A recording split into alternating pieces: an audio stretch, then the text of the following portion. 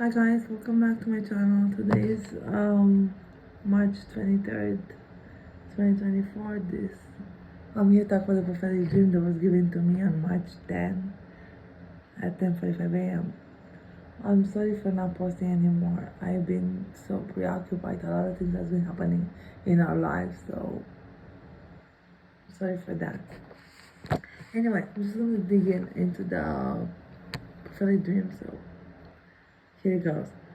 In the first part of the dream, I was standing outside with my ex-life partner that I'm no longer with. And I was just looking at him as he was crying bitterly. As I asked him, "Why are you crying?"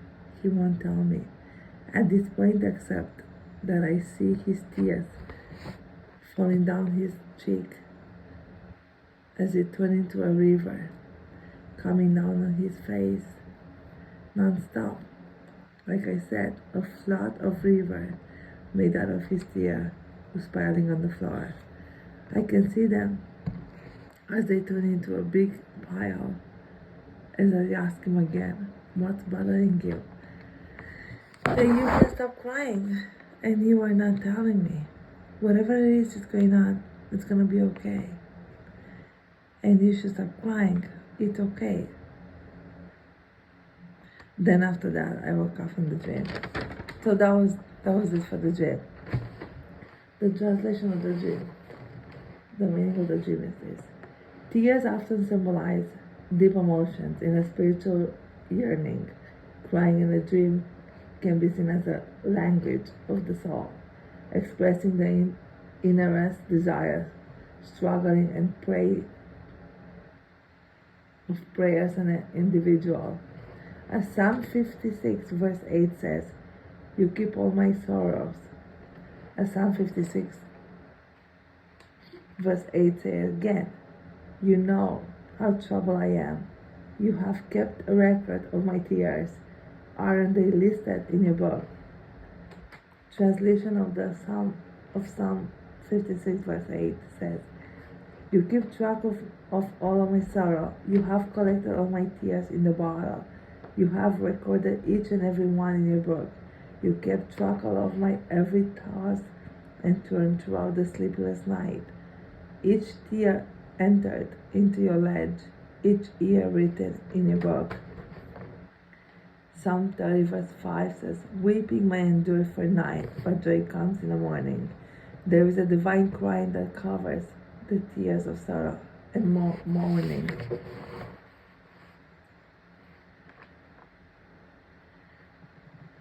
So that was it for the first part of the dream.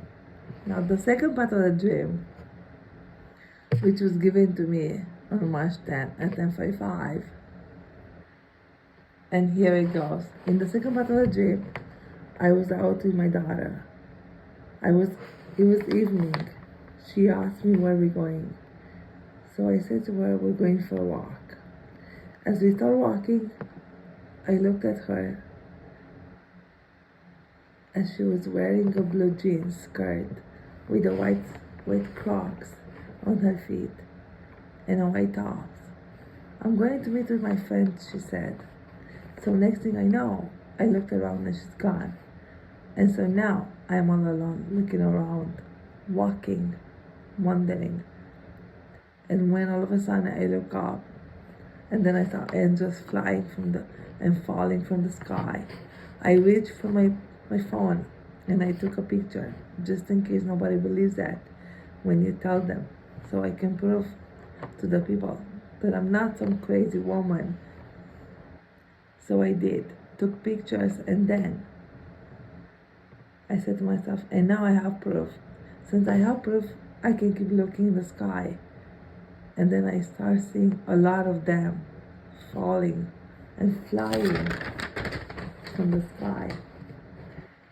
Now in the sky, as I look up, they were slowing down so you can see them. It's like they want you to see them. So I keep looking, and the more I look and keep my eyes on them, the more I saw them coming down into the earth. As I see them, one of them became closer and let himself on the ground. But he didn't know I could see him. So as I saw him, I followed him on top of the roof. Where he landed, and I got close to him. And he finally saw me and looks at me and said those exact words. Where have you been? We've been looking for you everywhere. I looked at him and I responded, thank God you're here. I remember I saw him because I knew who he was from the Bible. It was Gabriel. And then I said to him, Gabriel, do you know who I am?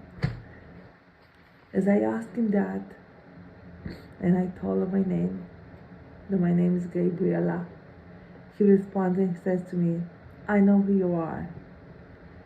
I feel safe with him at this point. So he grabs my hands and we start walking. As we are walking, and my hand is inside of his hand, he looked at me and then he asked me, are you ready? I looked at him and responded, yes, I am ready. At this point right now, my hand is in his hand as we walk together. And as I feel safe with him by my side, I couldn't keep my eyes away from him. I wanted to make sure that he will not leave me. I wanted to make sure that he was always going to be there with me. So as I looked at him and I decided I didn't want him to know that I didn't want to lose him. So my hand is inside of his hands right now at this point.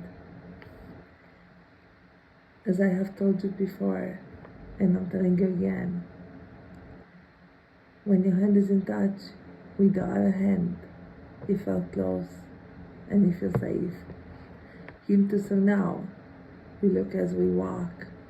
He said, I have to tell you something. We have to talk. But he never told me what was that he wanted to tell me, or he wanted to say, I should say. So now we're on the east side of the roof, still on top of the building, very high, up. It was scary because it was dark. As I look down, as we walk, I see a lot of angels on the sky flying around and landing on top of the roof, and as if it was a normal thing. And all of them kept landing all over. You could see them with your eyes. They were everywhere. I hear Michael, the archangel, saying those words. We're getting ready for a war.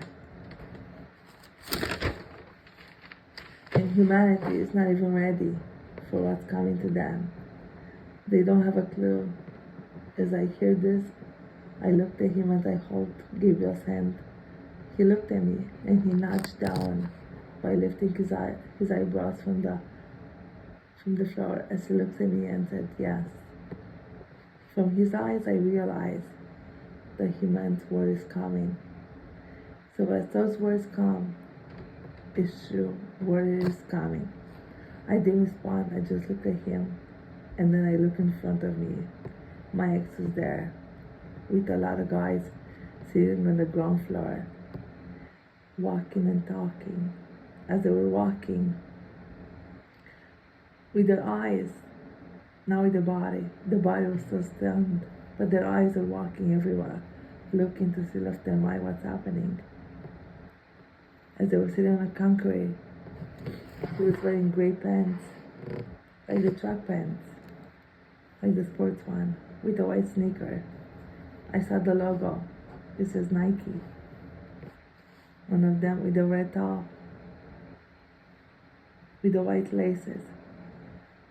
And he was wearing a sweater, navy blue, as he was sitting down with all these men talking, looking at me, and Gabriel asking now questions.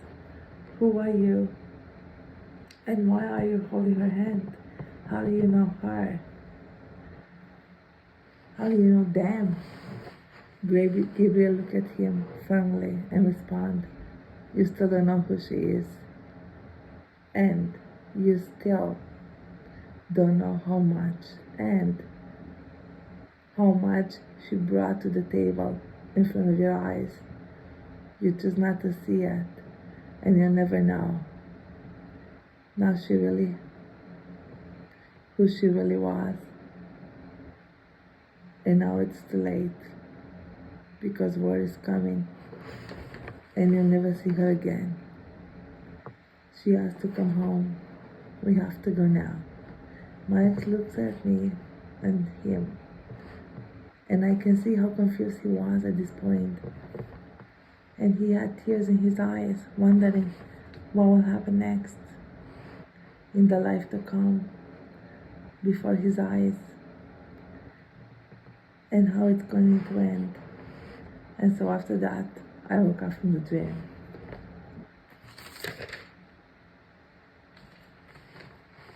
Translation of the second part of the dream. Angels in the Bible communicate throughout dreams, vision, and in person visitations to help people move out of the place of the veil of death throughout the cherubim, which is the real angels, and into heaven and towards space where God's life flourishes without end, where people live in a harmony with one another and God. It's a connection with spirit guides or angels flying in the dreams. Is a great indicator that your connection to the divine is strong, and that your presence of your angel and ancestors is with you always. Divine guidance, seeing, and angels in your dreams may symbolize guidance and direction in your walk in life. It could mean that you are seeing or seeking answers or insight into a particular situation, and the angel represents a higher power offering wisdom and support.